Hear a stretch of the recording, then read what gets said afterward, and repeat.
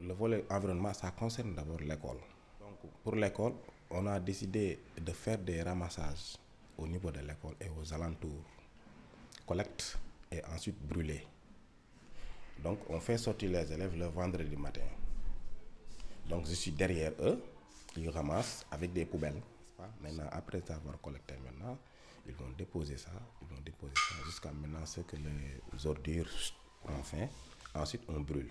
Chaque jour, il y aura des filles qui vont s'en charger au niveau de ce qu'on appelle nettoyage de la classe.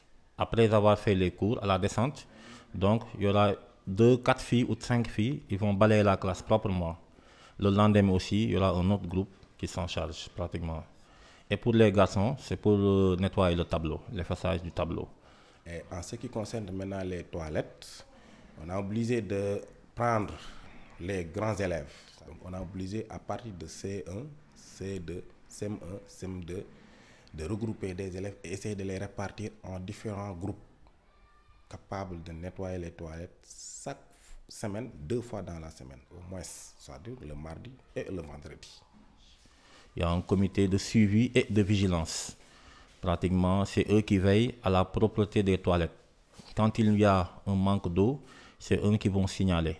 Quand on parle de l'environnement, on parle de l'eau. Donc on avait un problème d'eau auparavant.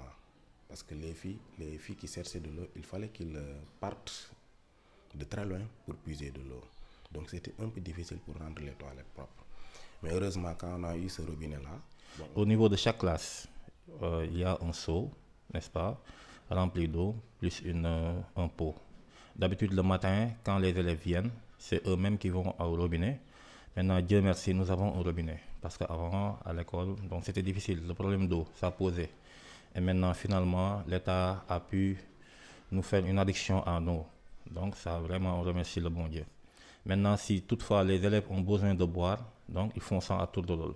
Ils peuvent aller boire et c'est vraiment, on sait que c'est de l'eau potable qu'ils boivent. C'est ça qui est le plus important.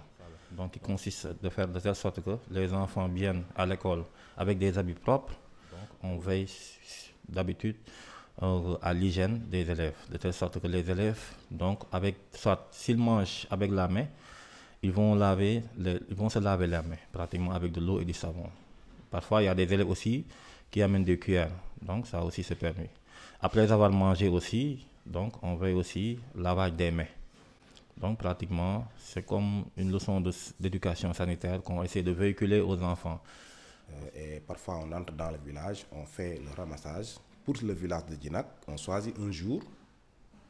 Ensuite, la prochaine fois, on va choisir un autre jour pour le village voisin. Et c'est comme ça que ça se passe. Et on le fait une fois dans le mois. Pratiquement une fois dans le mois. Parce que s'il n'y a pas de poubelle, voilà, partout que vous voyez des déchets. Si vous nettoyez le vendredi, même pas une semaine, vous revoyez les sachets plastiques et les ordures qui reviennent. Donc si vous prenez l'exemple aussi des toilettes, on en a beaucoup ici. Mais c'est le problème d'entretien qui pose problème ici, le village. C'est ça. Avec mes élèves, j'ai essayé de faire de mon possible. Mais je ne pourrai pas faire peut-être à 100%, mais de mon possible, essayer de rendre au moins l'école propre. Aussi, notre souhait aussi, nous voulons aussi la santé aussi, les élèves pouvoir donc l'acheminer à la maison. C'est pas seulement au niveau de l'école.